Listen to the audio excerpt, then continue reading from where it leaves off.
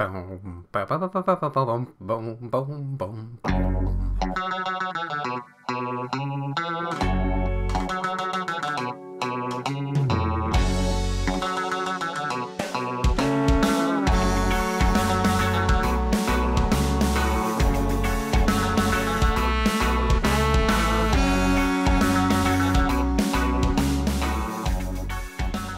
Hello and welcome to episode 76 of the MisanthroPod. I'm Snipe, and as always, I'm joined by Whip. Say hello. Hello. And I'm also joined by drummer Matt. Say hello. Hello. How are you lovely dudes today? I'm doing all right. I'm doing all right. How you doing, Matt? Yeah, I'm good. Snipe? I am fine. Thank you very much for asking. I'm going to mention to drummer Butt, and this is his 3-second warning, that I'm going to ask what he's been doing. So, drummer Matt, how much pornography have you been watching? I mean, in the last 5 minutes, quite a lot, but only after you told me about it. Yeah, you're welcome. I've been doing a few other things, though, in the last not even 2 weeks since we last recorded. It's been a while. Don't let people peer behind the curtain. Well, no, because it means that this episode's being recorded on time, so we're competent again. I think the intro, the previous 9 minutes of this have proven that we are not. Well, in theory, people should only hear about 45 seconds of it. So Closer to 9 minutes you're at now when you're listening right now this second is how incompetent we are. Yes, we are exactly that incompetent. And now we're at 27 minutes. See, it's great for a listening audience who doesn't see the editing. I can just say, oh shit, we're at an hour and a half. Oh no. It's all that pornography we've been jerking it to. It's terrible. Anyway, I've been playing some computer games. Good lord. Yes. I'm still playing. I think I'm starting to comprehend quite how big of a game Metal Gear Solid 5 is.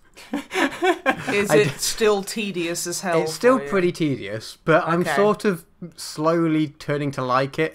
So I think, is Stockholm this a form syndrome of type. Yeah, I was about to say, is it Stockholm syndrome? I think it might be.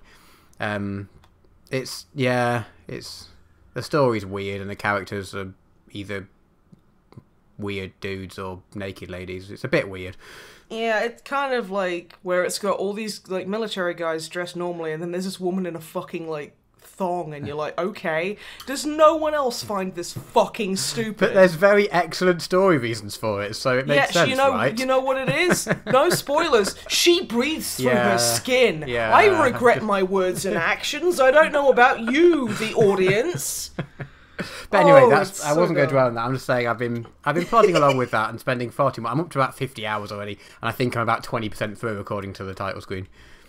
Oof. I'm on mission 19 or so out of, I think there's about 50 or 60 of them. Oh shit. There's a lot, and it has finally moved on to another map because it spends so long on that first map. I was like, is there just this the whole game? Because you do so many missions in the same place. And it's finally moved on to another place, and I was like, okay, fair enough, maybe it is. And now, because I'm 20% through, I was like, okay, that suggests there's going to be another 2 or 3 maps at least. Okay, maybe they have put a bit of effort into it. But anyway. Is it just all desert, though? No, now I'm in Africa, and it's rainy and marshy. Oh, cool. Which is interesting. Yeah, no, it's good. It's less frustrating. The map in the desert, there's lots of, some cliffs that you can climb up, and then arbitrary cliffs that you can't. So if you're trying to get to somewhere, you don't know whether you can climb up and take a shortcut, or if you just have to go the fucking really long way around. Most of the game is running between mission locations, but at least on the Africa map, you can run in a straight line between the two. You don't have to run a long way around. Okay. But anyway, I wasn't going to talk too much about that, because I don't have much else to add apart from it's long, and it's good enough to have tricked me into liking it. Okay. I played another game, which I played through to completion, because it's only a little short one, which I thought would be quite nice to sort of fill the gaps. Do you guys know about Tacoma? Rings a bell. It's by a company that I've completely forgotten who they are. It's their second game, and it was released, I think, 2017, so it's relatively new by my standards. Okay. It's a storytelling, interactive film, not quite walking simulator, but that gets you in the right sort of mindset. Okay. But it's really well done, and it's just really nice and satisfying. My first thought on it is it's about 20 quid in the Steam store, and it's about 2.5 hours. So do not pay full price for it because it's not that good. It's good, but it's not. I got it on like 75% off. I think I paid about £4 for it.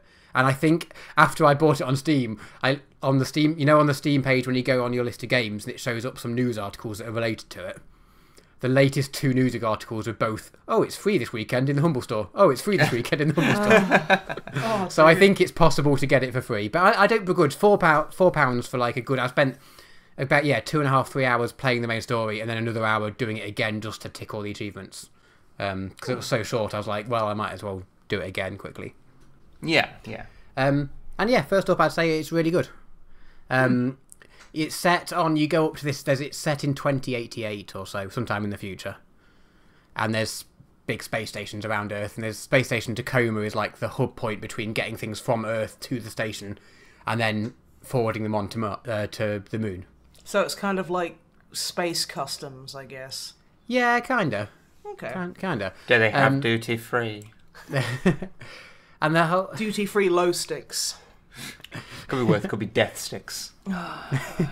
So this space station, it's got a group of people on it. There's like 6 people who have been stationed there purely because in the future AI is basically controlling everything, or it can do.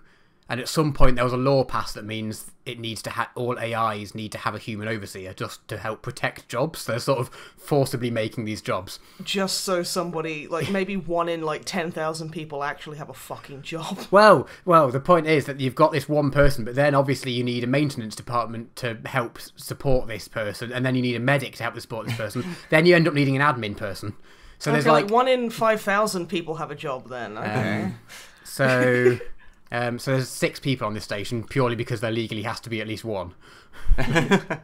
Right. And you get to the station and they're all not there, and you're basically trying to find out what happened. And you're going back, and basically it's phrased in a way that there's this AR augmented reality system on the ship that's like recorded people's movements, and you can watch those recordings. But effectively you're walking around into different rooms and watching sort of memories of what happened that are recorded either like, a year ago or 4 months ago, or a lot of which were recorded in the last few days, and you're sort of piecing together what happened. And I won't go into any more of the story because it's a storytelling game. I don't want to reveal anything that happens, but it's very good. It's a really nice story. The characters are very well-rounded, and you can see some sort of character development even though within the only short time you spend with them, and there's a nice diverse bunch of people, and lots of different, like, because all the people, you don't see them, you see their AR like shroud sort of thing. You don't see a picture of them, you see like a sort of generic 3D model of a human for each person rather than actually seeing them, but then you hear their voices. But the model is like different and set for each people, and there's a lot of like body diversity in there, and then there's various couples that are like same-sex couples, and it's very wholesome and nice. Yeah, no, for that a lot of sounds different cool. reasons. And the story is cool. It's really nice. And you just sort of slowly learn about what's happening, and then Nice. I approve it. Like I said, I wouldn't spend £20 on it or whatever its full retail price is. I'll have to wait until it's free on the Humble Store. But yeah, apparently you can get it free on the Humble Store at various times, or if you get it on offer, it's worth a £5. It's like, for 3 or 4 hours of gameplay. Yeah. I guess it's one of those things where it's like, your value proposition of like, is a good story that doesn't last very long. Yeah, is that exactly. worth £20 to you? In which case, then that's fine. Yeah, But exactly. Like, for a lot of people, that's going to be a lot of money for a very short game. Yeah, no, that's fair. That is entirely fair. But if you like the sort of storytelling type things, which sometimes I find I really like them, and it's it's like watching a film. Sometimes the film is good, and sometimes it's not. Apart from a lot of these storytelling ones, quite often they have quite a low budget, which means they don't actually do that much. Whereas this one, there is a lot to do, and it isn't just it is linear, but it's not.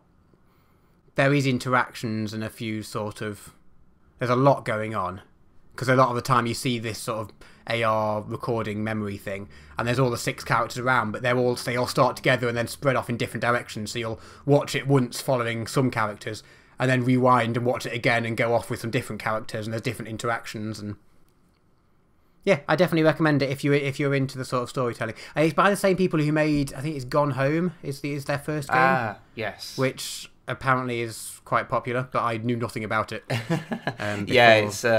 It's quite well regarded. Been meaning to play it because we do have it. Oh, okay. Never got around to My it. brother loves Gone Home. Oh, okay. It's by those same people. I possibly could have opened with that, but completely forgot. But I haven't got that one, so I hadn't really heard much about it either. So I kind of went into it. I didn't even know what sort of game it was. I'd just seen a few recommendations, and it's been on my wish list for a while. And I kind of, by the time it came on sale, I'd forgotten why I put it on the wish list. But I've still got a bit of treating myself voice actor money to spend. So I've been treating myself to games whenever they come on my wish list from that, which is quite nice. Nice. But yeah, double thumbs up for me. Really enjoyable. Nice. Highly recommend it. I mean, especially if you can get it for free. I mean, I don't know how often that is, or if it just happens to be the most recent news article on there says it was free at some point and it won't ever do it again. I don't know. No promises. Yeah. It may be free, it may be £20, or anywhere in between. Yes. Let's go and get the any price game. But moving on from games, bits of TV. Yes. Game of Thrones has started after like 2 years. Oh, yeah. You know, we haven't seen that. We haven't seen an episode since we used to watch it like every week with you. That was series 6, was it? Or even 5? I can't remember. I don't fucking know. What are we on now? 47? This is 8. And it's the last series, and there's only going to be like 6 episodes or something. Oh, okay. But anyway, I'm not going to talk about it anymore. Well, I think they just didn't want to arbitrarily like stretch it out to be a 10-episode season when the story they want to tell isn't that long. Which, you know. No, I hope the new season's good because it is the last one, isn't it? Yes, it is. But I'm saying nothing just because. You know, did you enjoy? Even saying that, some people will interpret it as a spoiler, and I don't want some things I won't be quite as protective over, but. Game of Thrones has a weird spoiler cult around it, and if you even say if you liked it or not, that counts as a spoiler. I mean, I can't believe we've just got like 50 downvotes because, you know, we mentioned Game of Thrones has a new season, and people are like, fucking spoilers! Spoilers, new season's happening. Oh, I wanted to find out organically. Oh, thanks, dicks! The episode's good? Oh man, fuck you, why would you spoil that for me? That apparently does verge on spoiler territory. That absolutely does not! That is the most ridiculous and absurd thing I've ever heard. Have you seen half like the lay of the land around Game of Thrones, especially for like Drama Matt said, it's like, oh, do you like the dragons? Spoilers! It's like there's what? No. Do you like it how this character's in it? I'm going to kill you. You see, fortunately, because I've not seen a few seasons, when things like, I don't know, the M&M's UK brand start doing Game of Thrones references, which I'm pretty sure contain spoilers in them as they're like promoted ads, then I at least don't understand them because I'm too far disconnected from it. So I'm like, that's really shitty, and you're trying to do you're trying to be a cheeky spoiler, but I don't. I can't take M&M seriously since they had that kind of weird sex position on the back of the bag. What? Where like there's the red M&M and there's the peanut M&M, and like the peanut M&M is standing there with its hands around where its wiener would be, and it's just pouring a bowl of chocolate out really suggestively, and then the red M&M is just like on its knees, like going, oh, what a beautiful flow of chocolate, and it's really pornographic and naughty. The fact that the entire way through that you said M&M is... Yeah, I do. I was like, if I say, are you saying this on purpose, or am I going to upset you if I mention the fact that you're saying M&M? It's just what I call M&M. It's a habit that I sometimes forget, apparently. M&M. Because, like, I'll be like, what should I get from the store? M&Ms. I just think it sounds better than M and M's. That you've completely broken yourself, guy. You can't say it properly anymore. No, let's move on from the pornographic M&Ms. Okay, moving on from. We watched a couple more episodes of the Love Robots Netflix thing. Oh, okay. Love Robots Netflix. The yoga episode is everything. Yoga, yes. Yeah, it's amazing. And it's called Love, Death, Robots. It's not that hard to remember. Do you want to know because people were a bit upset that we were digging into things, and we did say we were enjoying it, it just has issues. But do you want to know my really nitpicky fault I have with this series as a whole? Yeah, sure. nitpicky. The most thing that annoys me the absolute most is that at the very start it shows the intro, the title sequence, and then it shows a title screen sequence again for each episode. Like the little, the 3 things coming down and then rotating round. And it really annoys me that they don't just incorporate that into the main title sequence. It's just like, I don't know why, but every time it's like, okay, title sequence. Oh, there's another fucking title. And it's only an extra, 3 seconds. But it just really annoys me for some reason. Yeah, now get this, listeners. That right there means that if you like it, if you like Love, Death, Robots, Drummer Matt thinks you're fucking garbage as a human being. Because that's what just having some criticisms about media means. It means that if you like it and someone else doesn't, it is an active and direct attack on your person. Just so we're all on the same page. That is absolutely how we interpret things. That's what I've been absorbing from the internet at large. Whereas, say I'm like, I like peanut M&Ms, and someone's like, I prefer Skittles, then I have to kill that person. Because they've challenged me on, an emotional, nay, a spiritual level, and that person needs to fucking die.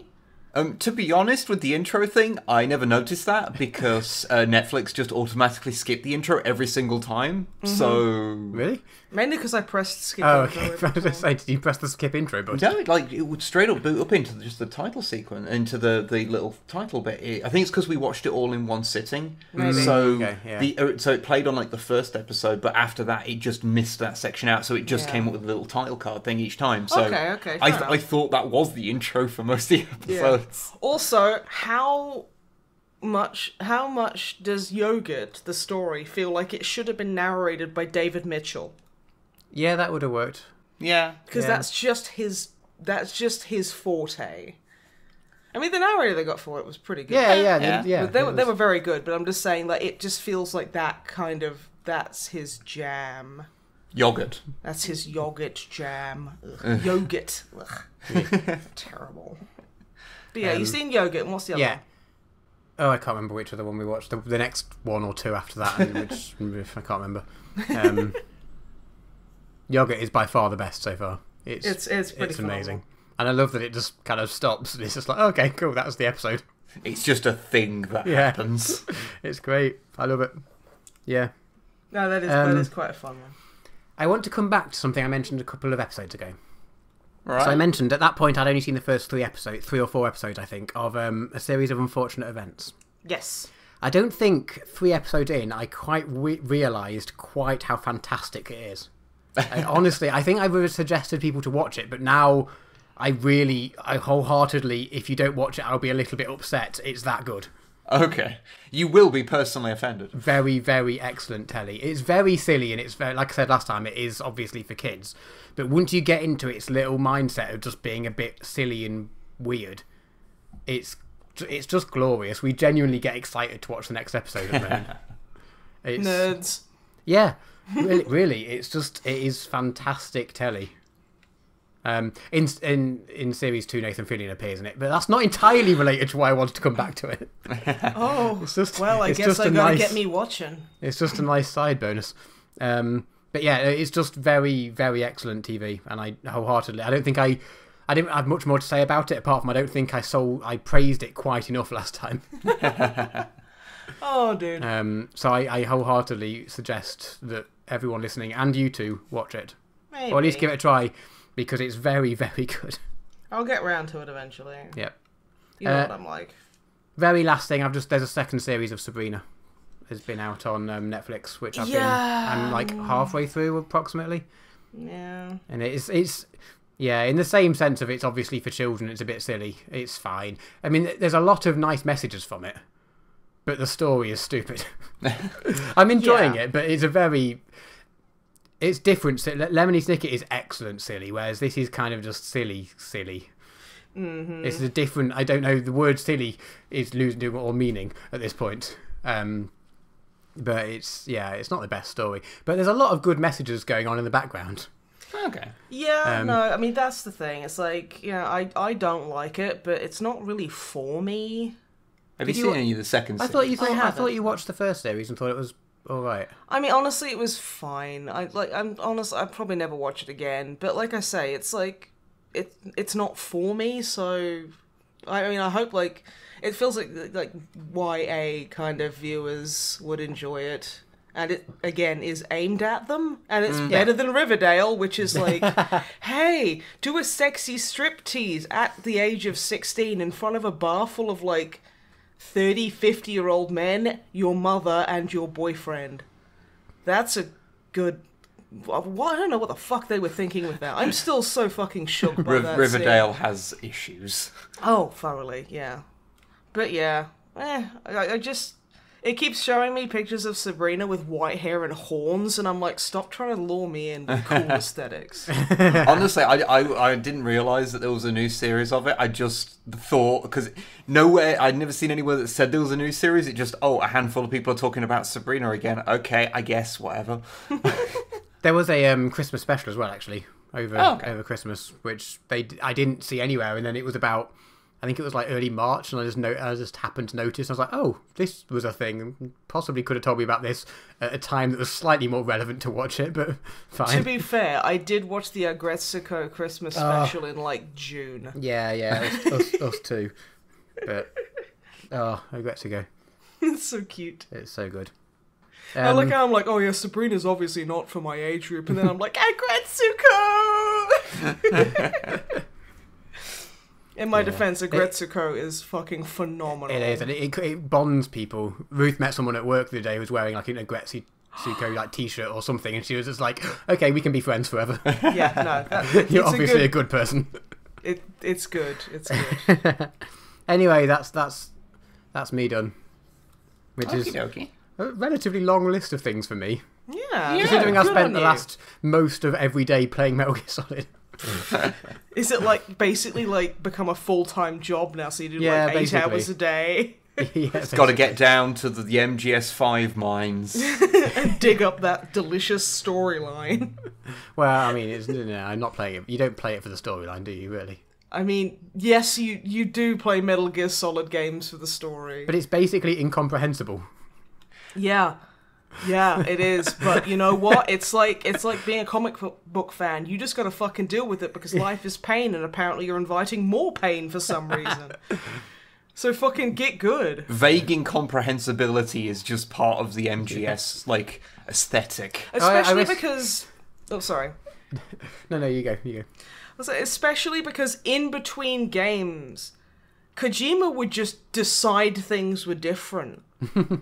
And then, in Metal Gear Solid, it was like, at the end, there's a big whole, Big Boss is my dad. And I killed him with my own bare hands. And this is, like, referencing the old Metal Gear games. And it's like, I killed him with my bare hands because he wanted it. And he was my dad and everything. And it's like, that didn't happen. That didn't happen at all, Kojima. Why are you suddenly pulling out a Darth Vader fucking moment and being like, Big Boss is like, I'm your daddy man, and kill me, I guess, with your bare hands. Beat me off, boy. Localization required. Let's just say there's been more retcons in MGS than, like, 40k. Yeah, really. Well, okay, Yeah. maybe not. I mean, there's retcons within the game because, like, in one of the missions, you rescue Hideo. Like, you rescue him, with his glasses and everything, and it obviously slows down to slow motion on his zoom in on his face. And then one of the side missions you get given on later on is just to go and rescue him from the same place. And you're like, how did you get back here? Like, why are you being captured by the same people? You just can't stop Hideo. He scurries in, he gets under the floorboards. You know. It's like totally true. Like, if I could speak Japanese properly, I would tell a totally true story about Hideo Kojima. About how we went to Toys R Us. And he got into the vents. He got into the vents. And then he started screaming in Japanese that we will regret our words and actions as he was drawing pubic hair on all the Barbie dolls. And we were like, okay, Hideo, this is obviously something you need to work through. He was responsible for the closure of the Japanese branch of Toys R Us, which may or may not have existed at some point. Yeah, thanks, Kojima. Also, like, fuck, he put himself in his own game. multiple times. Like, that's... Oh, dude, Yeah. it's like, it's not even like in MGS1 where it was like you would take photos of certain areas and there'd be like ghosts in them, where it was like staff members, which was super cool. Staff and ghosts. honestly kind of frightening for me as like a complete wuss as a child. But, like, that's fine. As a child. Fuck you, dude. Fuck you. I'm tough and brave. But, like, putting himself in the game and, like, being like, oh, Snake, come and rescue me. Which is like, I mean, everyone would want to be rescued by Snake, let's be honest. He's a big, sexy daddy man. Yes. I think everybody wants him to just lift them up in his big, strong arms. Maybe not MGS5 Big Boss, because he's a bit of a fucking war criminal in the bad kind of horrible way. Yeah. A bit of a war criminal. Just a bit. Can you imagine his Tinder profile? Like, maybe, like, in trouble for some war crimes. Has maybe done war crimes. Not interested in kids. I mean, not like sexually. I mean, he doesn't want to have kids. That's the joke. Yeah, because I know someone's going to be a dirty motherfucker in the fucking comments, and I can't be arsed with that shit. So since Matt's finished, and we've got to the nadir of the Metal Gear Solid conversation, do you want to start telling us what you've been doing, Snipe? No. Okay, I guess I will. Okay. Are you interested? I mean, I wasn't going to force you, but... Are you interested, though?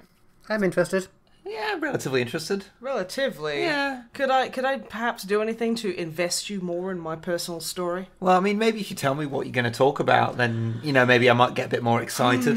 And link it to, like, bad 70s sci-fi. Sci-fi, okay. Oh, that would totally sell it for me, absolutely. So, Hitchhiker's Guide to the Galaxy. I'm listening. You are also fully erect. Well, yes, but that was for other reasons.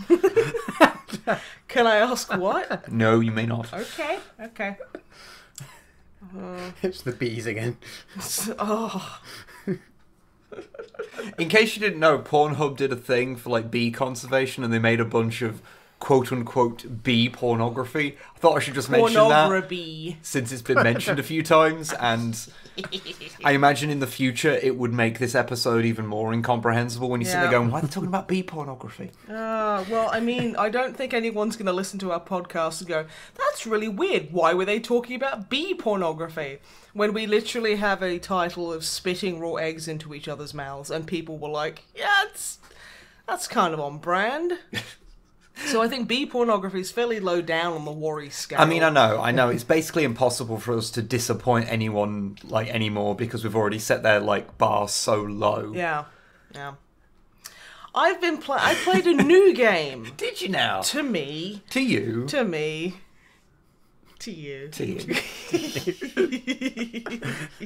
Sorry. That was a Chuckle Brothers reference for anyone who... It was. Unfortunately, they don't have any pornography out there, but maybe one day. I remain hopeful. Yeah. I've been playing The Order 1886, Ooh, okay. which a lot of people have very negative views on. It's supposed to be very short. It was like a PS4 release title, wasn't it? PS4 release title. Looks fucking gorgeous. Absolutely beautiful. Even now? It still looks very good. Okay. A lot of, like, facial, it's like micro expressions that it does quite well. Especially, like, for a PS4 release title, it's quite impressive. I'll get to that in a moment. But, a lot of people are very cranky about it because it came out, and apparently, these are other people's words, I haven't completed it yet. But apparently, just as it's getting good, it ends with, like, a really big sequel hook. And obviously it's never getting a sequel. Because people didn't like it very much. Yeah. So I've kind of just decided to nail myself inside this coffin and bury myself. I don't know. I don't feel, like, particularly bad about this game. I've always had, like, a morbid curiosity going in. I appreciate that a lot of people see a lot of flaws in it, but I don't know. I'd like to try it myself and make my own decisions. And... so far, I'm actually quite enjoying it. Okay. It's set in, like, an anachronistic kind of London, 1886, shock horror. Where you've got, like, guns. I would love it if it was set in, like, 1892 or something. It's set in, like, 1884. Yeah, just to really fuck with everything. But yes, it's pretty anachronistic, and you are a knight of the Round Table, because, of course, you are. Well, you play as Galahad, don't you? You play as Galahad, which is kind of weird, because with some people's accents in there, it sounds like Galahalt, which is my D&D character's last name. Yeah. Which is not a coincidence, because literally I got the idea for Nathan's surname from this game. Ah. Because I was like, oh, the main character's called, like, his code name is Galahad. I'm like, that's a cool name, but that's really on the nose for a D&D character. What's the Germanic version? And ta-da! It sounds similar, but it also isn't Galahad's, because that'd be really bad. But yeah.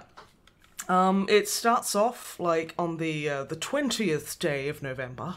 Oh. And you're being horribly tortured. Well, because you're playing the Order 1886. No, because you're... Funny. Did you plan that joke in advance? I think he must have done. I did not. Yeah, fucking bullshit. And straight off the bat, it's absolutely beautiful. It's just such a good-looking game. Albeit that's not the main reason I like it, but it does help, and it does give me, like...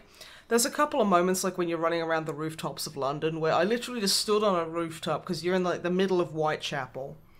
And you can peer out, and it's just a row of terrace houses, and I'm like, Jesus, this is really English. And everything's filthy and broken. Yeah. Yeah. It's not actually 1886. It's like 2021. It's just post-Brexit. You know? Yeah, it's literally post-Brexit. This is 5 weeks into the porn ban, which they're apparently pushing for in July. So everyone get angry about it and tell everyone that you don't want to have ID and basically have all your details sold to a private company so that you can look at pornography from that very same private company. Moving on. So yeah, it was like has this really good kind of look to it, where it's like, yeah, it looks like London because everything's a bit shit, everyone's a bit scraggly and a bit dirty. I always find it really surreal when a game does Britain well, because I'm so used to seeing like attempts at Britain looks subtly wrong. Like they'll try and do it, but it's always too flashy, or it's too clean. Too clean or too like Americanized. Well, And not like a bad. I'm not saying that in like a negative thing, but just obviously like in the way that like American streets tend to be incredibly wide because you know, like it was built a hell of a lot later than a lot of English places. Yeah, which is why I found things like the little touches in DMC5, which is in faux London, to be quite fun, because that there was like bits and pieces where you go, wow, that actually really nails like the kind of feeling of London pretty well. Well, I mean, like they do have a lot of because like I'd say a lot of English architecture, or the look of English cities, especially older ones like London, is old shit being very thinly covered by cheap new shit. So like, you know how like I want to defend my country, but I can't because that's very accurate. Because it's not worth it. Also really expensive big shit. Really expensive, ugly big shit. Yeah. But the thing is, this is all like they have the old cathedrals and like they have the big fancy kind of buildings and stuff like that. So before like brutalist architecture and all that kind of garbage came in. I don't mind brutalist stuff, honestly. It's just miserable to look at. Yeah, it is miserable, but I'm British, so you know I have a desire to be made miserable. I mean, it's congrats, yeah. But no, it's like that kind of thing where like everything's kind of, they just build on top of the older stuff, like, you know, and like in older towns, like the pavement has kind of worn in, and showing the cobblestones beneath it, they just slapped a bunch of concrete on top of. Yeah. Like stuff like it's like, not saying that that's present in 1886, but like it's all the cobblestone is there, like the shitty like tiled roofs, all that kind of stuff. It's like there's smog, you know. It's still you got good distance. It doesn't have like proper smog because, you know, automobiles weren't particularly everywhere at that point. And yeah, like it's kind of interesting because you do go through, like I say, you go through Whitechapel and like you're this fancy, prim and proper dressed kind of guy, and it just looks like you're wasting a fortune just kind of existing. It's like you being present in this street, what you're wearing and the oil you use to curl your mustache would literally renovate this entire fucking area. But then again, you're a knight and you're supposed to be very fancy. But yeah, it starts off, you're being tortured, you escape. A lot of kind of watch your character do things, occasionally press the triangle button kind of thing, which I feel it could be a lot more involved, but... Yeah, it's kind of modern video games. It's kind of modern video games, and like, you know, it is the start, so it kind of is tutorializing everything. And it introduces you to, in a fantastic way, it introduces you to a supernatural element. So you get out, and people are looking for you. So it teaches you the cover changing mechanic. And then suddenly everyone stops looking for you and starts screaming and being attacked by this spooky thing in the shadows that you can't see. And so, you know, you move along and whatnot. And then you get to the roof and there's a bunch of people going, oh, Galahad, you know, you got nowhere else to go. And he's like, okay, and then throws himself off the building. And then it's like, oh yeah, like 8 days prior, and, you know, you're playing as Galahad, having a nice time. And you're like, well, I really want to know what the fuck's happening here. And I usually don't like that kind of storytelling. But I think this was subtle enough, and I don't honestly know what could possibly happen, that it's actually pretty cool, because he's obviously not dead. But yeah, and there's like a character in there called Isabeau, who is... Isabeau? Isabeau. Huh. As in Beau, as in B-E-A-U. Okay. And also, her brother has the exact same name as my brother, spelling and all. Oh, okay. So I'm like, because my brother has an unusual name. Well, it's not very common. Yeah. His name is Trixie? No. When I just saw that, I was like, oh, that's cool. But yeah, like you kind of, there's a lot of bureaucracy, there's a lot of politics kind of involved, because... Get these politics out of our video games. Oh yeah, because nothing is political ever. Even Solitaire is political, because it literally just fellatios the monarchy. Literally fellatios the monarchy. It literally sucks the dick of the monarchy. That's why I hate Solitaire, and I'll never play. Anyway, the order. Yeah. And yeah, you see that there's a bunch of other knights, and a lot of them have like cool code names, like Sir Percival. Yeah, it's okay. And like things like that. And like there's Sir Lafayette, who is the Frenchman. And the thing is, this is like it's not a huge problem, but I have a kind of where the French guy is a fucking horn dog. And is always hitting on mademoiselles. And it's they can't be expected to have more than one original idea. There's like a part. You got to recycle your character traits from Looney Tunes. There is a really funny part where like you go into a brothel. There's two really funny parts where, and Lafayette's like, let me do the talking, and you're like, you were going to anyway. So he goes in and starts chatting it up with some prostitutes. And they're like, oh, a Frenchman. And he's like, how did you know? Was it my nose? And she's like, yeah, but it's a big nose. You know what they say about men with big noses? And he's like, no. And it's like, okay, that's kind of funny. But then you get upstairs, because you're being chased, and you hide in a room that's being occupied by a couple. Okay. And there's just a woman bouncing up and down on this guy with one of her boobs out. And she just kind of stops as you get in there and she goes, oh, hello. And I'm like, oh my god, that's fucking hilarious. She literally is like bouncing up and down. She goes, oh, hello. And then the guy's like, what the fuck? It's fucking hysterical. I know. It's just the way she was just so beautifully British in that moment. Of just, if she'd have stopped for like a little bit longer, if the guy hadn't have pushed her off to like get a gun, she probably would have offered me a cup of tea. It was so fucking great. But yeah. Oh, also, this game changed my life. Right. I now know how to pronounce Grosvenor. Oh, good. I never knew how to pronounce it before. I called it Grosvenor. Or Grosvenor. It's like, I don't know how to... I was just too afraid to ask, because, you know, coming from a country that has names that aren't stupid and are easy to pronounce. I've seen some Australian town names before. I don't think not stupid quite covers some of them. Yeah, they're all phonetic and awesome though, so shut up. Yeah, they are great. Like fucking Loughborough, fucking Luga Baruga. Fucking Luga Baruga and fucking... What is weird about Ashby de la Zouche Okay, what is right with Ashby...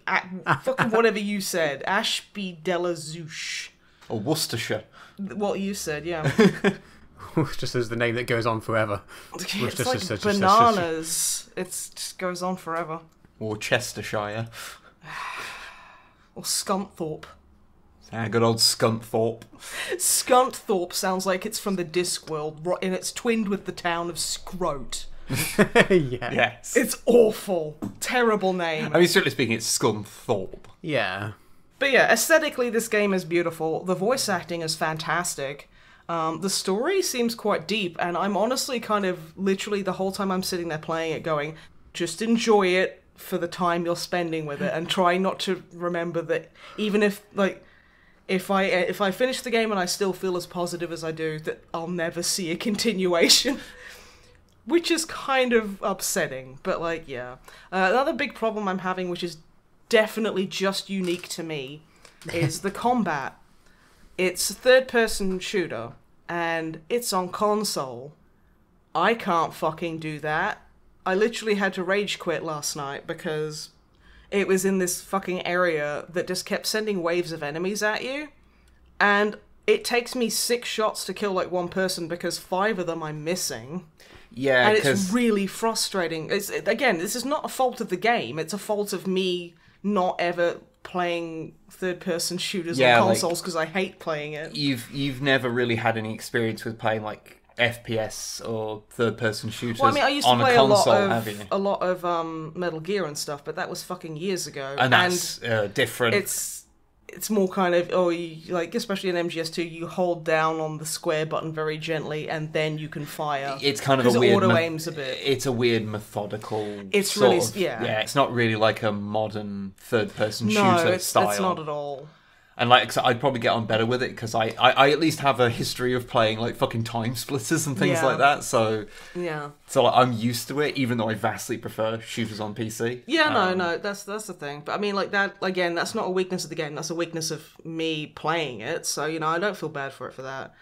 But like, there's so many cool little hints at stories. Like the lady, like Isabel, when you're like with her, she takes a bullet in the shoulder. And she's like, you're taking cover, and she's like, I'll be fine. And then she pulls out this like little potion, and I'm like, what the fuck's in that? What's in that potion? Gin. No, like seriously though, it's like, okay, so they have hinted at like magical elements. There are werewolves in it, which is probably why I like it so much. There we go. Shut up. And like there's hints like during the round table meeting you have with the old dude. I can't remember his name. And it was like Lafayette, so he's kind of like the audience proxy because he's relatively new. So he leans over and he's like, is that so-and-so? Is it true that he served with Arthur and his knights? And Galahad's like, well, that's what the stories say. So it's like, okay, so like, it's hinted at these people are like maybe 100 or so years old. So, but they are very obviously human. So it's like, so they have like a potion or something, like, I don't know. It's like little bits like that which are just like very casually mentioned. They're not like dropped in front of people going, oh yeah, it's very naturally brought up. It's really sounding like this is one of those games that I'm going to be so upset by. That it's a game that you now playing it with your expectations set very like realistically because you know about its flaws. And the fact that you only paid £6 for it. Mm-hmm. That's another thing. Don't pay, like, full price. I don't think you'll find it for full price anywhere anymore. I only got it for, like, £6 because, like, the cover had obviously been in, like, submerged in water for, like, 10 days. I mean, yeah, it does kind of look like it had flood damage, yes. Which actually fits in quite well to the beginning of the game. But yeah, overall, I'd say I am actually really enjoying it, and I can't wait to get my heart broken when there's nothing there. Also, they really missed a trick, because it does have werewolves in it. Right. Okay. Where there's the French guy, and because, like Lafayette is his code name. Yeah. Right. His real name seems to be Marquis. I was really hoping his name would be, like, Barry or... I was really hoping his name was Garnier. Now, there's a very important reason for this. I'm not just talking about... Does he have hair? Yes, but that's not the point I'm making. So Garnier, to werewolf enthusiasts, is a big fucking deal. So there were multiple cases of lycanthropy throughout Europe in, like, around, like, the fucking 1700s and shit. And, like, you know, the early days when they were still, like, hanging people for witchcraft and shit. When they were like, oh yeah, you can totally be like diagnosed with lycanthropy. Yeah, which actually, originally lycanthropy was a mental disorder where you thought you were a werewolf, whereas now it's been kind of changed into, like, just a cool word for werewolf. Yeah. Which is a bit annoying, but hey, language evolves. And there was, like, multiple cases. There was, like, I think it was a family of werewolves they referred to it as, which all had the surname Garnier.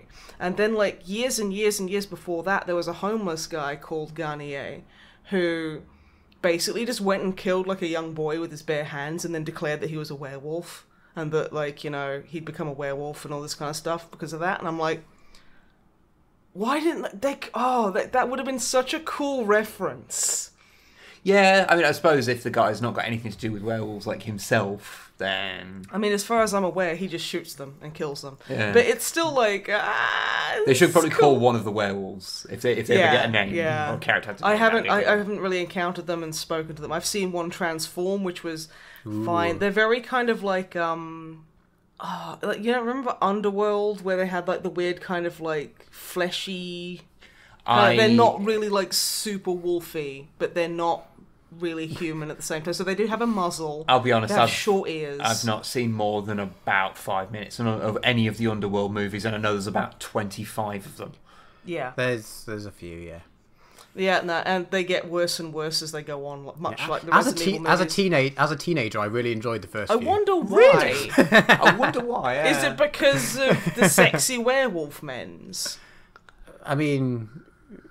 Possibly, probably, well, maybe not so much at the time. You know. Yeah. I get you. But no. So yeah, I'm probably going to finish that before... I will finish that before the next podcast, so I'll tell everyone about my feelings about the entire experience. But for now, I'm feeling pretty positive.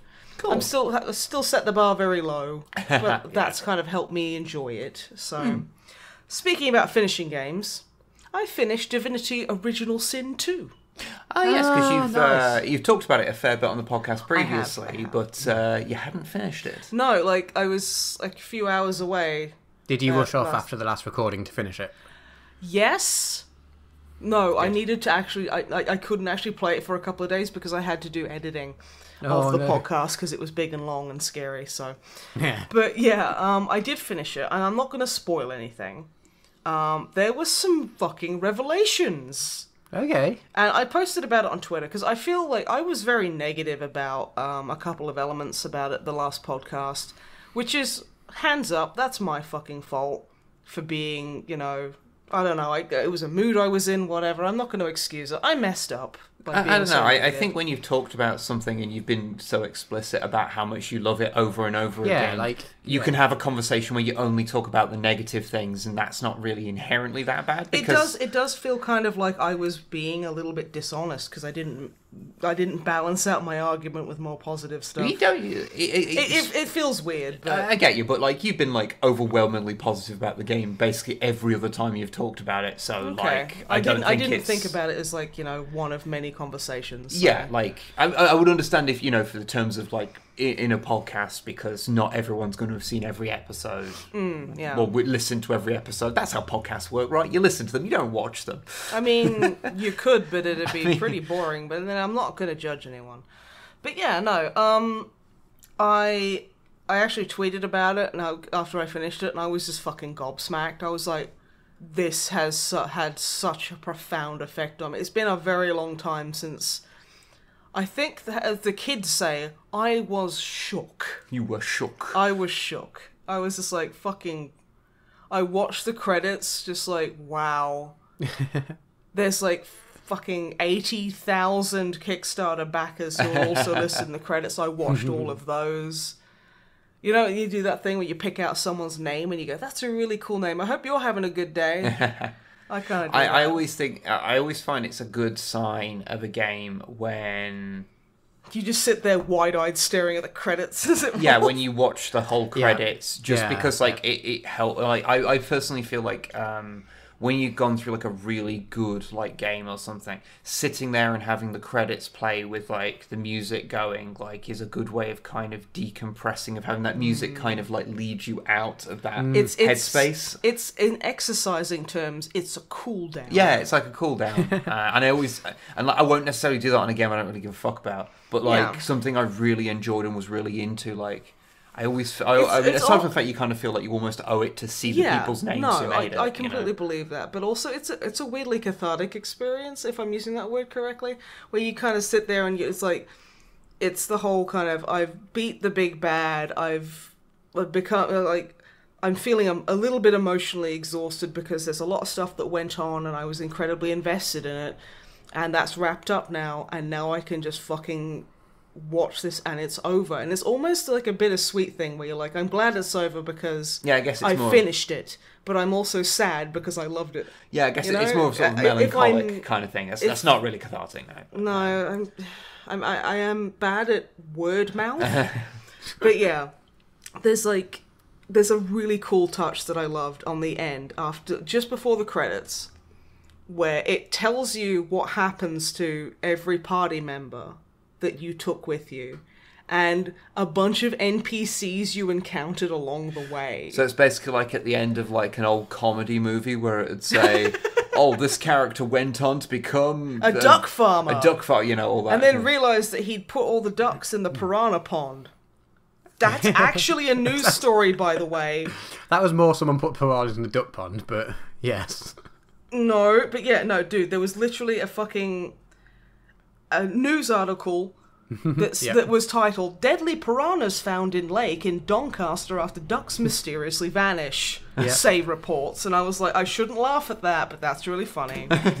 But yeah, and it's like there's little things where it's not just main NPCs, like, you know, the big impressive people you meet, like, oh, this big fancy person from this organization went on to do this. It was like, there's an NPC in Driftwood, which is the second area you get to, who's standing there looking forlornly at this at the sea, just going, and you talk to him and he's like, oh, I lost my wedding ring, didn't I? And he's like complaining about how his wife's gonna kill him, and how, like, he's basically talking about how they have kind of a shitty relationship, and he's lost a bunch of weight because her cooking's bad or something, I can't remember. And you're like, okay, and then you just go and pick it out of the water, and then you get attacked by Voidwoken, which are like the standard enemies in the game, and then you kill them, and then like you go find him, and he's like, oh yeah, like you can choose to just give him the ring back. Like, I'm playing through I'm like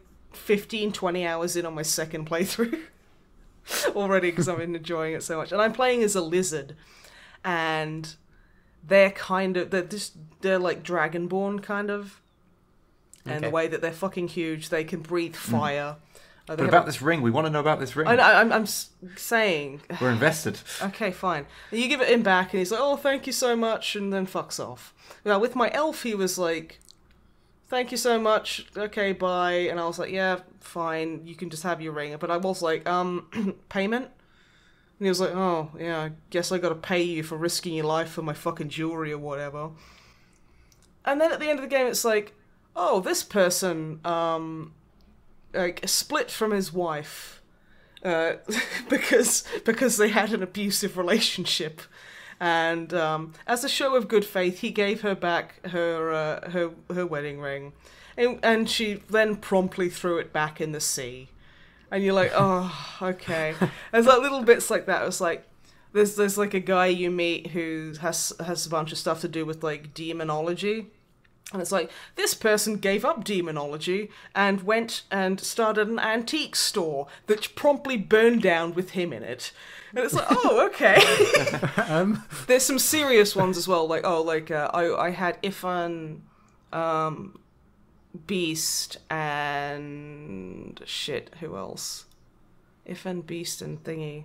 Losa in my party, and it's like, this happened, like Losa went and does it basically kind of goes, after this your party members went on and did this, and it was really, really heartwarming because I was like, yeah, that's really cute. And also, whatever Iffin's doing, my character's with them because they're like a total couple, which is kind of fun. So, would you recommend Divinity Original Sin 2? I say, knowing the answer. No, it's terrible. Don't. Oh, is it? Okay. Yeah. Yes, I would. I would. It's good. Like, I'm going through the second time, and there's loads of new things that I haven't noticed. Like, there's a weird fire bug reptile thingy that every time I've gotten to that before, because it's you know, you'll make a few characters get so far and then just go, eh. Oh yeah. Like I've gone for a conjurer, mainly because they can carry shields. I mean, every class can carry shields if you have the constitution for it, but like they could start off carrying shields. Yeah. So I was like, that's my physical armor problem sorted that I have with casters. So I'm actually quite enjoying that. And like, because I'm a lizard and I have the scholar, like character tag, it'll speak to me because it speaks in the old lizard tongue. Ah. And I'm just like, oh dang! And like you can, because I also have Pet Pal, which means you can talk to animals. So I'm like, oh dang, you can speak the ancient tongue of the lizards. And he's like, yes, quite. My master taught me. What a nice boy. And you're like, oh shit, okay. And you like learning little bits. And like, I have a different party now. I still got Iffin with me because I think he's a cool character. But I've got like the Red Prince and Fane. Fane is just constantly like belittling me for being. He's a skeleton, right? He's a skeleton. He's a skeleton boy. He's a skeleton warrior. He has honestly, like, he has a hood on because you need to keep, if you're undead, you need to keep the hood up so you know you're keeping the masquerade intact. Yeah. And like it's literally just like he's got a hoodie on, but you can still see his bony fucking face, and everyone's like, that's bony Jim. It's a magical hoodie. It's fine. It's a magical hoodie. It's fine. But yeah, and it's nice to see all the different things that I feel that my character now, I'm playing her as she does not give a fuck. She's very kind of, oh, you did this, I'm gonna kill you because what you did was wrong, so I'm just gonna fucking murder you. That's fine.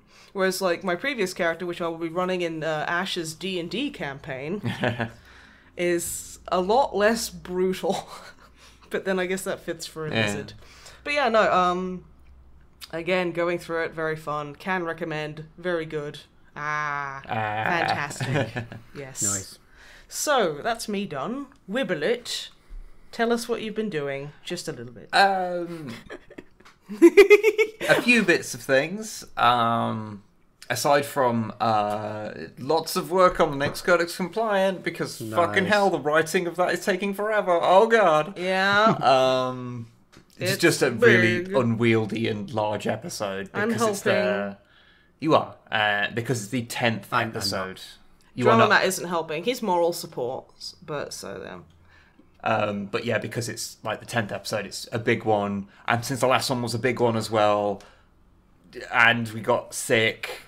Everything is terrible. It's terrible. It's hopefully going to be a good episode, but But apart from just running yourself to death. But apart from that, so I don't know if I mentioned this last time. I'm just idly mentioning it. I did finish my Greg run on Night in the Woods.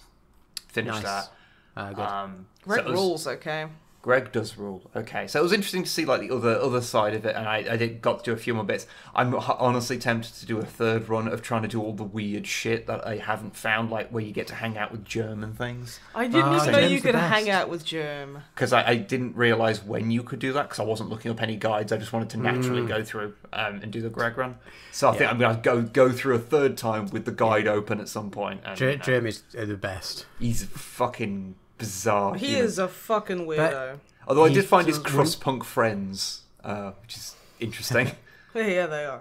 But yeah, so obviously I've talked loads about it on many episodes. Good video game, enjoyed it a lot. But the big thing I want to talk about is that I have been playing a video game. A videoed game. And it's a video game that's kind of relevant again because the sequel has recently been announced. Peggle. It's not Peggle. Peggle 2. Okay, I'm just going to say the name of the game now. Peggle Knights? Please be quiet. I have been playing through the original Vampire The Masquerade Bloodlines. Okay, yes, the toilet game.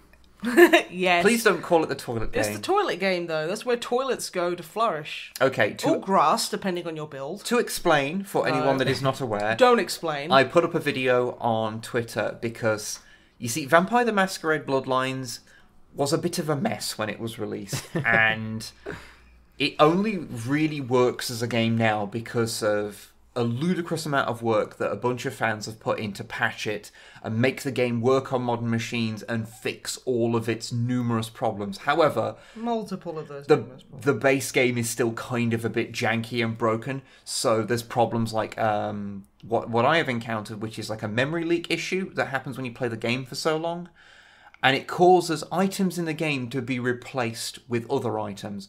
Now, what tends to happen? This tends to happen really badly, and I think it's the Skyline Apartments or Skyline Apartments. Something like that. Yeah, I know, because I was googling it. Going, does anyone else have this fucking issue? Holy shit! And it happens really bad there, apparently, which is where I encountered it. So, what was happening for me when I got into this area was all of the handles on all of the doors were replaced with toilets, which is really funny. Watching you pick a toilet to get into an apartment. Just like, I guess I'll shove this in here and rattle it. Okay, the doors are okay. Now, there were some other things that were replaced with toilets as well, like the ceiling fan. That was weird. It was a big spinning toilet. Amongst other things. There's like a bunch of toilets on the coffee table. It's like, okay. The worst part is that they are actually a physical object that have, like, bounding boxes on them. So there were some doors I physically could not get through because the toilet prevented me.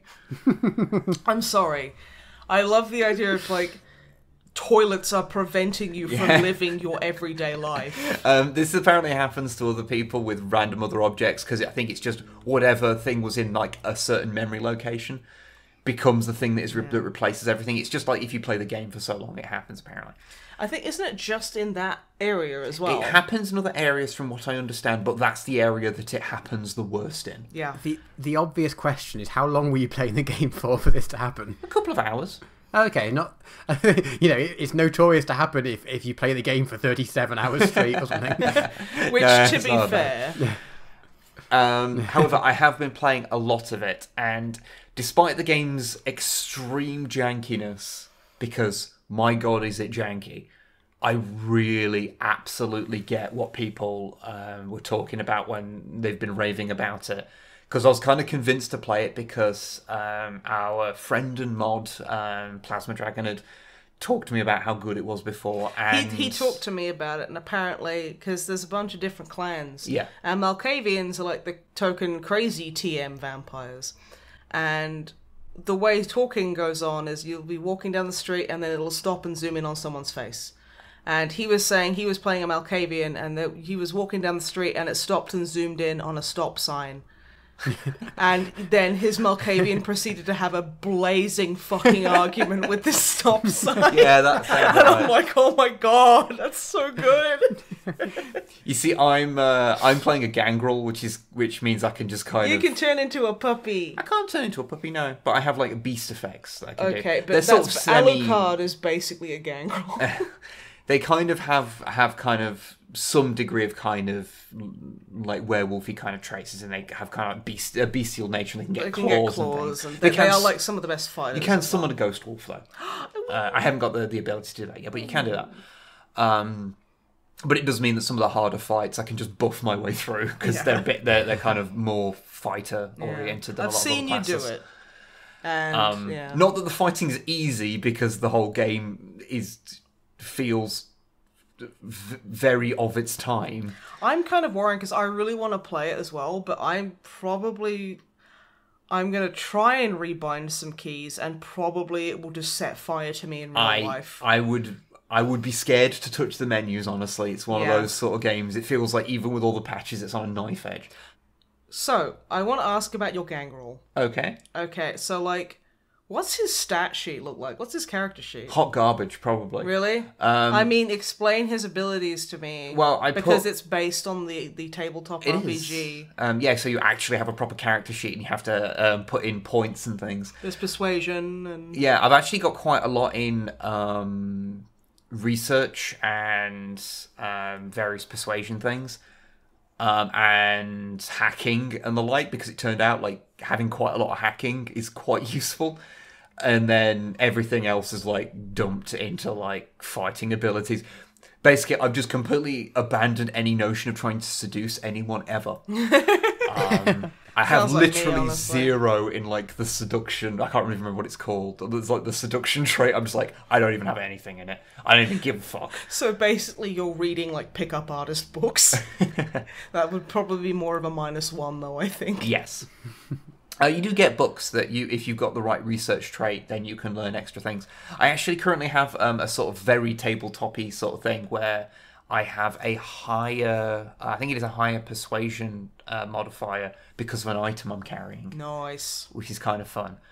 But yeah, I really do get, because not only was Plasma talking about, last time I spoke to Alpha Boost, actually he was like talking about how yes. much he loved the game. The entity that owns us, Yes. the Alpha Bus TM. And yeah, I was like, okay, yeah, I should really give this game a go. Enough people I know are telling me it's great. I should finally sit down and actually try and do it, because we played it for a video ages ago. Ages ago, yeah. But having played a lot more of it, like I really get it, like the writing and like how deep some of the stories go. Like there was a little story that like I got kind of transfixed with solving, where you find some like guy on the beach who's an Australian surfer dude, and he's been turned into a vampire, and the woman that turned him, and he basically told her to fuck off when he found out like she's a vampire and she's just turned him, and he was like really angry about it. But like after a while, he's like, he just misses her and he just wants to. Oh, he misses his son. He wants to basically say sorry, because he doesn't hate her. He was just so overwhelmed with, well, the existence of vampires and becoming one. I imagine would put quite a Well, I mean, like bit of pressure on a it's relationship. not just that; it's like literally being thrown into a completely different Yeah. social infrastructure where they like vampire politics and clans, and there's like not only do vampires exist, but werewolves do, and everything else Yeah. as well, and Ghosts. and you're like, okay, it would be the worst. It's like basically shoving a 2-year-old into like British politics right now. Yeah, complete with ghouls. Yeah, and I honestly think they'd probably do a better job. Yeah, but Thanks for the dislike. but yeah, we went round and we saw. You go and like find the place where they met and speak to a few people, and you get some items that belong to the woman, and you eventually kind of use that to like track down some more information, which you track down some more, and you eventually find her and kind of solve her immediate situation, and then you kind of get them back together, and they go off and do something. It's like that's just like a little side quest that's actually like a chain that goes to like 4 or 5 different kind of places to sort of find all the things, and it's just tasty breadcrumbs. and like whilst some of the things are a bit what am I thinking with like how to solve certain puzzles, Yeah. for the most part they're pretty good at being like logically work-outable by a normal human, which for those sort of things where it doesn't lead you by the nose, like you don't have like a thing on the map that says go here, like you can't even bring up a map, you have to go to bus stops to look at a map to know to find Amazing. places. So it's like I honestly like I've really been enjoying it, and I think I'm just over halfway through the game at this point, I think. Like I looked at like at the list of main quests. I didn't look at what they were called or what they had what they entailed. I just like scrolled down until I got to the last one I'd done, and No spoilers. then just looked at how far down the list that was, and I was like, okay, I'm about halfway. So, yeah, there's the whole thing of the two like big rival kind of ideologies of the vampires, and from what I understand you kind of have to side with one of them, one of which being the regular evil vampires, and the other one being the anarchs. I'll give you one guess as to what they are. And also one guess as to who I'm going to side with. Also, yeah, John DiMaggio plays a character called Jack, and he's great. I think his Jack. name's Jack. Yeah, Smiling Jack. Yeah, he's just nice. He's like the character that is like the least judgmental of you, like the nicest to you. Like he's a bit of an arse, but he's like endearingly an arse. Like when He's a talking, really nice ass. like when talking about like dealing with the Camarilla, who are sort of the represent the vampire hierarchy. Vampire House of Lords. He's like, you're sort of, because you're having to kind of work with them at this point, and he's just like, because he's an anarch, but he's like, look, you're young as far as vampire goes, like, You're a fledgling. you've got to find a way to live your life. I'm not going to judge you for that. Like, you got to find your way. You got to find your own way, sort of thing. And it's I like, love Vampire Dad. it's like just real nice. Also, really fucking weird thing. Last thing I'll mention, aside from the fact that if you've never played it and you can stomach older games. If you can stomach the older jank. Like stomach a bit of jank, totally play it. It's worth also, it. don't play it without that one mod that makes it work. Yeah, there's an unofficial patch. Go get that. But the one thing I'll mention is that when you go into the Anarchs bar, like the main place there, they kind of exist in downtown Los Angeles. The bar, I think it's called Last Round, I think, or something, or Last Shot, something like that. And when you go in there, a song that I believe is called Lecher Bitch starts playing, which set me off like thinking that a Diamanda Hagen review was about to start up, because she used to use that version of the song as her intro music. Beautiful. For years, and so it started up, and I just heard like the music start, and I'm like, wait a minute, why do I recognise? Oh. So it was just, and I had to sit in there speaking to people for about 20 minutes at one point, so this song played through about 5 times, and I was just spending the whole time like Just having like Diamanda Hagen flashbacks. just like Hell Hagen, yeah. I just realised something pretty funny. So like, I've been talking about a game with werewolves. You've been talking about a game with vampires, and Drama Matt's been talking about a game with technically digital ghosts. Okay. It's a very spooky episode, is what I'm Very saying, and I spooky think we should talk episodes. about werewolves every episode. Well, I'm done speaking now about my things, so let's move on to those questions. Yes. That was a good noise, and I'm glad that I heard it with my own ears. He had to pull them out of his clavage. He did. Clavage. Clavage. Okay, we have some questions. Cool. What's that email address, Wib? It is onlydrummermat@snipeandwib@gmail.com. Drummer Matt, what's that email? onlydrummermat@snipeandwib@gmail.com. Oh, you guys are doing terrific. It'd be really confusing for the people at home if we both said different and wrong ones. It's in the like comment bit, whatever you call that description Yes. thing. The comments doobly-doo. description bit. I don't know how YouTube works. No, Nobody YouTube does. doesn't know how YouTube works. But what are the questions? Exactly. Right, questions.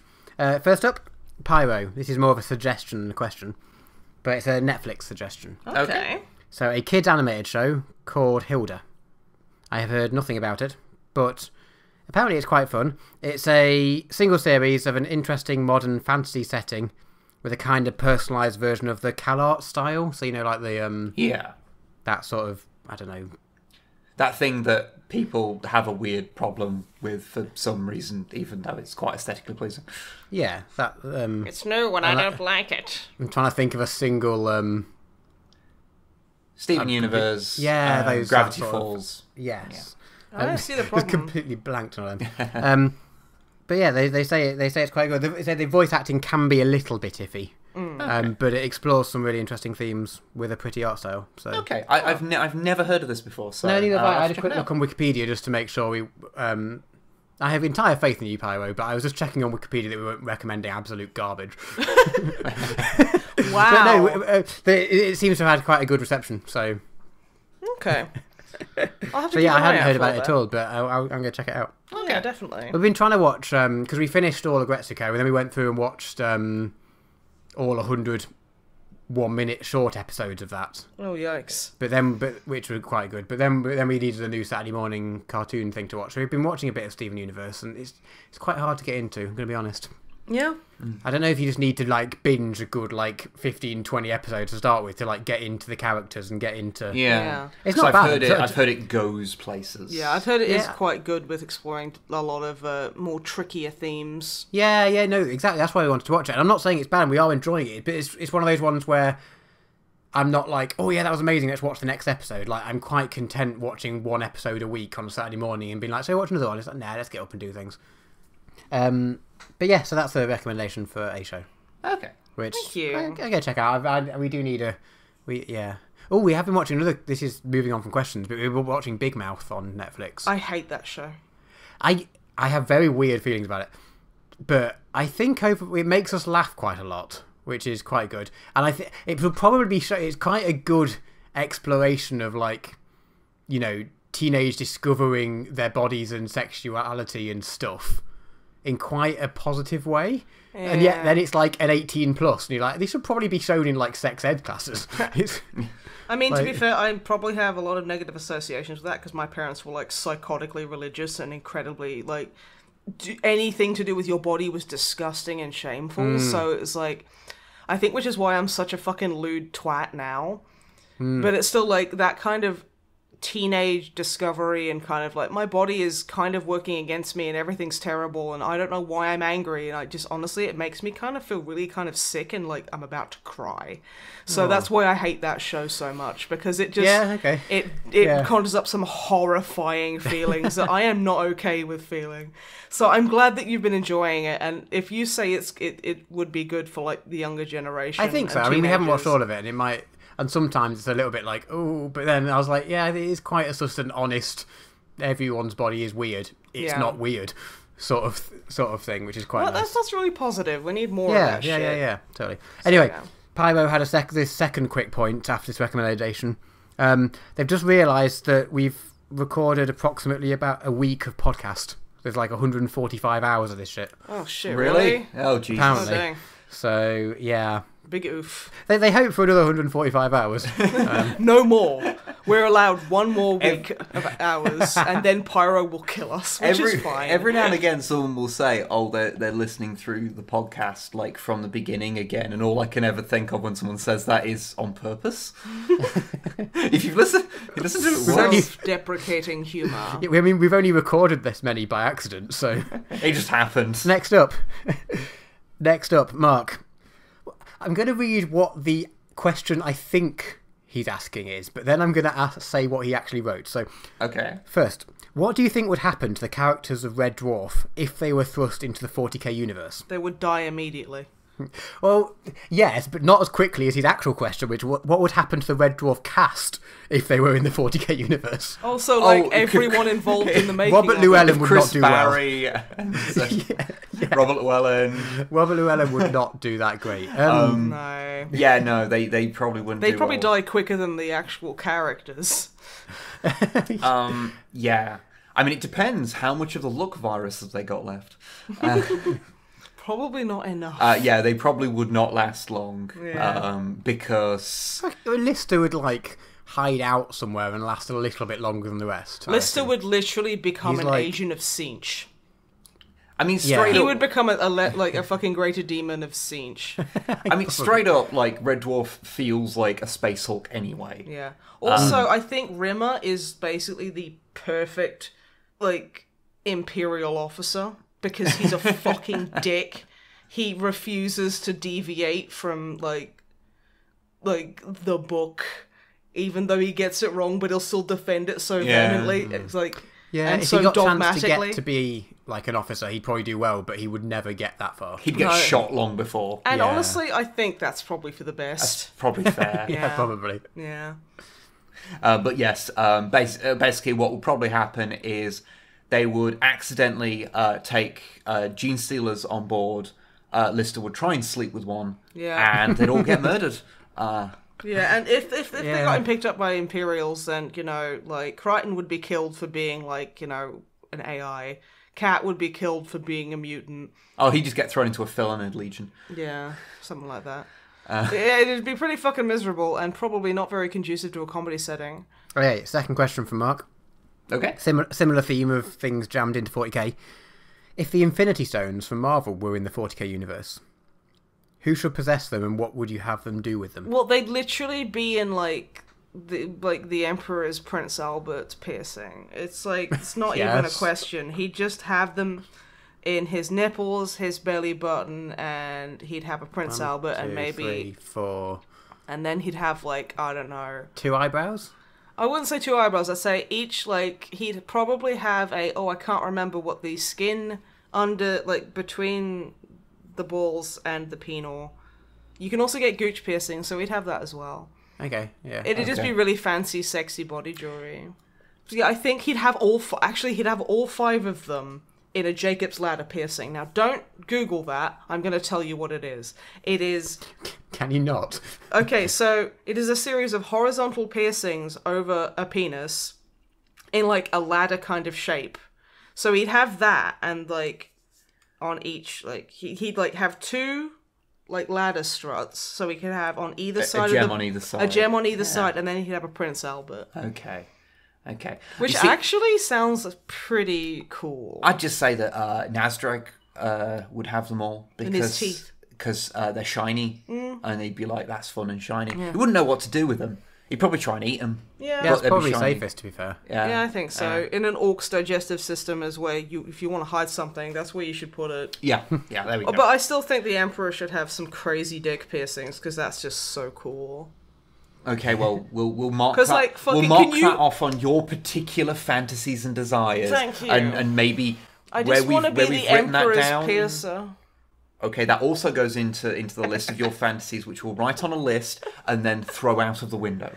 Okay, so we don't have to think about it anymore. Dismissive and rude. Yes, it is. Oh, Joe, Matt, what about you? Yeah, I think both those answers are pretty good, to be honest. I don't even know. I wouldn't trust anyone with them, obviously. So, yeah, you'd put them somewhere. Like on the Emperor's, someone's not going to go. Like, wiener. So, yeah, I assume no one touches the Emperor's wiener. I mean, I feel the custodians probably dab in and around it every now and again. Are we talking, like, current canon, or are we talking in the past? Because if we're getting to, like, non-canon things, you're talking about the sensei, the Emperor got busy many times. Yeah, the Emperor just decided to go and sire children because being a deadbeat dad was a fantasy of his or something. Yeah. Oh, wait, that's still fucking canon. Yeah. Answer rebuttals on a postcard. I won't be reading. All right, next up, Michael. This is a question for Webb. Oh God. So, wouldn't Spock from Star Trek Discovery be alternate evil Spock, seeing as the key indicator is having facial hair? No, because there is nothing evil about a beard. There is only something evil about a goatee. Okay, so, like, Nathan, my D&D character, has a bone to pick with you. Yeah, he's a warlock. He has no leg to stand on. Okay, wow, that is so fucking... Wow, okay. Yeah, but you don't know he's a warlock, so... Yeah. We totally know he's a warlock. You don't know that he's a warlock. We totally know he's a warlock. Please tell me. Tell him you don't know he's a warlock, because he'll get panicky and frightened. We absolutely 100% know he's a warlock. How? Is it his blood being used as an accelerant? Yeah, I don't know how to tell you this, but Nathan's nowhere near as good at subterfuge as he thinks he is. Oh. I guess neither of us really are. To be fair, he's nowhere near as good as a lot of things as he thinks he is. No, that's completely true. The thing that he's very good at is the thing that he is the least proud of, which is his ability to rip reality asunder with his demonic powers. They're not demonic, they're differently celestial. Where does he get his powers from? What's his patron? I don't know. Is it an old one? No. Is it literally Cthulhu? No. It's literally Cthulhu. No, it's probably not. You don't know. It is a Lovecraftian entity from which his powers come. No. So, okay, maybe not demonic, but certainly from a realm that man was not set to wander. Oh, why are you being such a judgmental fucking asshole? But anyway, yes, full beard does not equal evil. Goatee does. And I can say this with absolute certainty because I have had a goatee on occasion. And I was definitely 20% more evil when I had it. Yeah, you just literally cut out the middleman and started hitting babies with hammers. Yes. Next question. Okay, next question. Inquisitor Grux. Yes. Oh, wow. Some questions for the three of us. Okay. Me first. And the gimmies? No, just me. Okay. It's dramatically worse. Oh, no. Don't be so mean. Personal questions, these are. Oh. So, after all the time being a person in France, what is your favourite French dish? Roof. And there's a straight up answer. Beef tartare. Steak tartare. Okay. Raw beef with a raw egg on top. could not get it in the UK because people would just immediately leave the restaurant. But you can eat raw beef, it's fine. Yeah. In fact, it's tasty. So, yeah, steak star. Oh, beautiful. Second, how is it to travel back and forth between the UK and France to visit friends and family? That is honestly the hardest part about living abroad, is having to come back. No, not having to come back, but not being able to come back often enough and like missing everyone at home. And then when we come back, because it's like flying from here to London is like 12 or 15 euros. So it's not actually too expensive. It's just you have to, fly each time, and flying is awful. Mm-hmm. It's like, stressful, entirely it's messy, it's so disruptive. Well, I mean, it's just destroying the planet. Was more what I was, There is that too. That is also I don't mind the other. I don't mind the other parts of it. I mind you can get the train back, but then it's like hundreds, not tens. So it's just like not entire. Being retired, my income isn't the best. You got to do more voice acting work, man. Yeah, I mean, yeah. Hit me up. OnlyDrummerMatt@etc.com. I'm also a voice actress, and I can do voices like Drummer Matt. Hit me up at onlydrummermatt@gmail.com.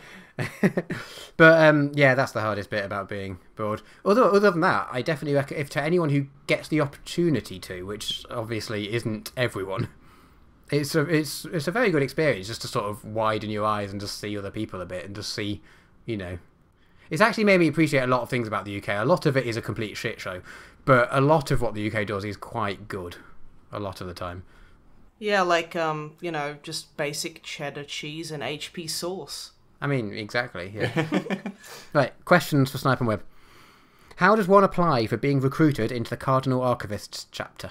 I just show up on the doorstep, really. I say just show up and, maybe bring, I don't know, a cool board game or, a bag of Haribo or something that we can enjoy. I will accept Haribo, yes. Yeah, or tasty chocolates. Or just, I don't know, bring in, a hat that you've knitted so we can all enjoy it and, have a look at it and give you a thumbs up and say your work's good. Basically, just show up and be nice, is what I'm saying. Okay. It's not very stringent, No, just it's be all a nice play it by person. ear, Yeah. So there's not an application form? No.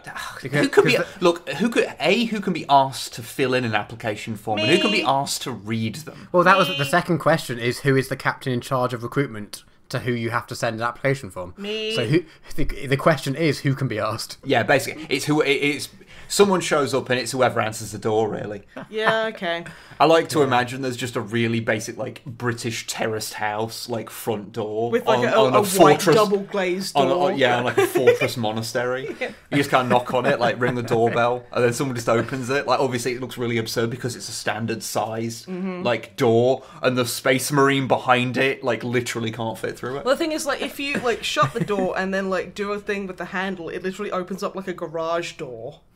Oh yeah, one of those where you turn the handle a different way and it opens up differently. Yeah. Or if that mechanism's broken, then we just have to ask the aspirant to cover themselves in grease and just kind of squeeze through the door. But the aspirant's normal size, so they can fit through the door. Okay, we can't leave. Yeah, but they still have to be covered in They grease. still have to be covered in grease. That's part of the recruitment. That is a requirement. It's been passed down in tradition. No one remembers where it came from, but it's a tradition now. It probably now. came from me as a joke. And everyone just took it seriously because it sounded funny. Lube up the noviots. Why? I don't Lube know. up the noviots! It just seems funny. And it's just been passed down into chapter lore. Yeah. That's L-A-W, not L-O-R-E. Yeah. Okay. Last question. Important one. Okay. Did you finally kill Jeff's smoke detector? No, it's still going. Oh my god. Really? Yeah. Really? Ugh. Okay. Oh, they also Grox also sent some cat pictures, which I might put on Twitter if I remember. But you won't. I did last time. Uh-huh. Okay, well, we will look forward to seeing the cat pictures on Twitter. Okay, last but not least, Saskia. This is another one that's going to trail off into it needs a fade out end. So, a few years ago on one of the streams, Snipe and Wib told a really funny and totally true story about Drummer Matt. Do you remember it? It was the one about the time the three of you went to an Italian restaurant and Drummer Matt ordered a Pepsi and, well, I'm sure you remember the rest. I know, but that sounds amazing and I'm so clever. I'm only asking because that old stream footage is long gone and I think that people need to hear the story. I'm sorry, I can't remember it. That particular event Wait. has fallen out of your head. I'll try and remember it. You can try and remember it. I'll try. Okay, so Drama Matt, Wib and I went to an Italian restaurant. Because we were celebrating because he just got a bonus at work for being outstanding in his field because he'd basically gone through a lot of scarecrow training and he was really proud. So we went to an Italian restaurant because Drama Matt wanted to eat the paschetti. His words, not mine. Yeah. He just can't say spaghetti for some reason. I mean, we think it's cute, and, we're not going to make fun of a friend for having difficulty, saying a word. Yeah. Because we're not monsters. So we go in, we sit down. It's a nice place. And, I'm kind of like, I'll probably go for a margarita pizza, that kind of thing. I'll have some white wine, even though I don't like it, but I wanted to kind of put on a show for Drama. Yeah. Wib has basically the same thing, but he has fettuccine without cheese and extra pesto, which all of us were kind of like, that's fine. That's probably an Italian dish. And then Drama was like, I want 8 packets of cardboard and a Pepsi. And the man kind of was like, we don't sell cardboard. And the thing is, I was already kind of on edge because there was a children's birthday party going on to the right of us with a couple of twins. Noise of that does tend to set him off a bit. Yeah, there's twins and they just had vuvuzelas. And I don't know where the kids got them from. They were probably about 8 or 9 years old. I can't remember. Was there balloons? Because I know there was one balloon. There was a really big one. Because I know that Matt. It was the big Spider-Man balloon. Matt has this thing where he can't help it, but if he sees a balloon, he has to grab it and stuff it up his shirt. Luckily, and then just slam his chest until it bursts. Yeah, I don't know what it's about, but he has to do it. I think he just pretends to be a big explosive gorilla. I think I've heard him say something like that before. I think it might be because he used to watch the Mask animated series and he thinks that he's Kablamus the Exploding Man. Yes! That's it, because that's what his SoundCloud is under. Kablamus the Exploding Man. Yeah. It's full of spelling errors, but you know what? The thought is there. But yeah, to Drummer Matt's credit, he was really holding it together with that giant Spider-Man balloon. Yeah. I think it's because he innately hates Spider-Man. Yeah. Not just Spider-Man, he just hates the concept of a spidered man. He's okay with the Spider-Verse one, because it's fine, but the idea of because he always says it's the spidered man, so he thinks it's just a man that's glued a bunch of spiders to himself, and he's wearing a weird suit to cover that up. I don't know where he's got this misconception. And he could just read one comic and have this disproved, but he won't. He won't read a comic, but I mean, that's okay. And, so credit where credit's due, Drama Matt's really holding it together with that balloon, and you can tell he's a little bit agitated because the guy's already said that he's not going to serve him 3 boxes of cardboard or what have you. And, it's like, okay, well, can I interest you maybe in, the spaghetti? And Drama Matt goes, yes, I want a paschetti.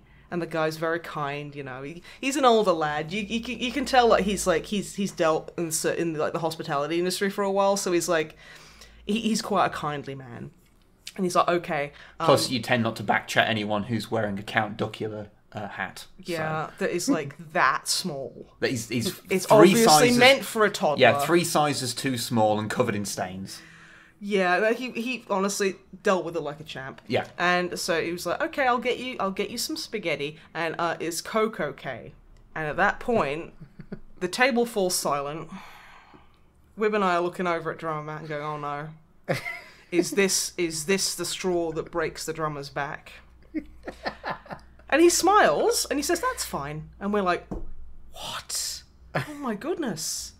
Okay. And we thought we're not going to mention it because we don't want to patronize him, So he goes off, and then Drummer Matt just takes out his DS and he starts playing Rub Rabbits, which is a very old game. Yes. And we're like, okay, that's fine. We're on our phones, we're checking Twitter or whatever. We're just being hyper millennials. Checking Twitter. And then Drummer Matt starts screaming at his fucking DS. Yeah. He starts screaming, Scorpion! Scorpion! Just over and over again. And we're like, why is he screaming? It turns out, we only found out this after, reading the police report, but we found out that he was actually in the mini game for where you have to hit the scorpion away from your girlfriend. Yeah. And he thought it was a voice-activated Because that game does have things where you have to shout at it to activate he got a bit things. confused, so he started screaming scorpion, and we were like, oh no, drummer Matt. And then the Vaseline came out. As it tends to. Yeah. I don't know why the waiter brought us Vaseline. No, Matt brought that from home. He brought the waiter from home. No, he brought the Vaseline from home. He brought the waiter and the Vaseline from home. I It was quite believe weird. just the Vaseline. Yeah. So yeah, that didn't go well. I mean, he greased the screen and then he got bored and sitting there quietly.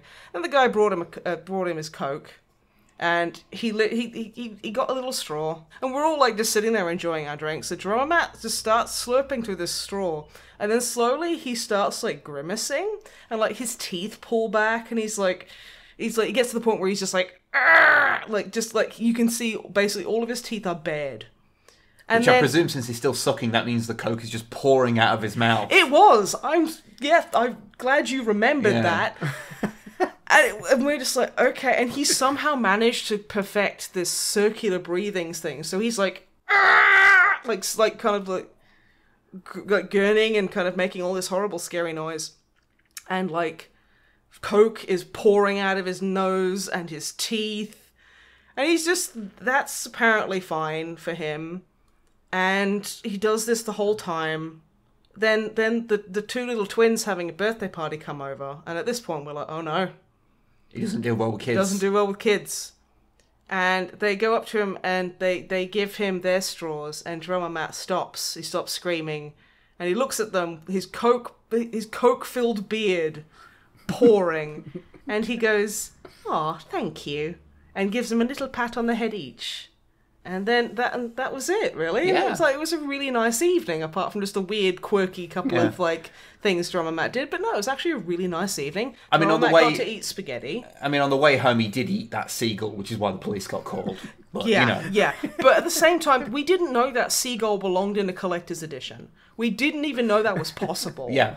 We didn't know that the old man Gregory's prized seagull had escaped its collection. Like, drummer Matt didn't know. I mean, presumably that's why he ate it, because it was a fancy one. Yeah, it was a very fancy You don't just want to eat seagull. any seagull, I guess. I mean, even drummer Matt has standards. And, like, honestly, that's probably why. Like, it's probably wise that he skipped dessert so he could actually. He had room for the seagull. Yeah, because like drummer Matt, what he likes to do is he likes to eat passing animals and then just lie in a heap for like a week while he slowly digests it, because he doesn't chew his food.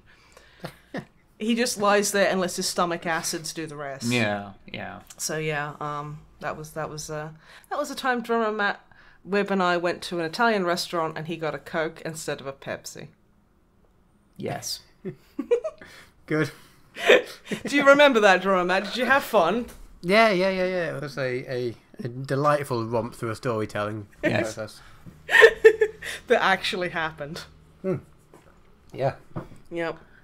Was that the last question that we had? That was the last question. It's probably Okay, for the best good. that it was the last one then. Yeah, So- I may have said it last on purpose. Nice. Okay. See, I do some preparation for this. I don't just read out all the questions in order with no filters. I mean, I would, but yeah, that's fair. But yes, no, that's been our podcast. Sorry. From Sorry? the depths Just of our sorry? souls. We're Sorry. Sorry. Go get yourself a nice cup of tea or your favourite preferred beverage. Maybe not Coke. Not Coke. If you're going to drink it with your teeth bared. Yeah, don't do that. Don't do that. But yeah. Thank you very much for listening, everybody. Goodbye. Goodbye. Bye.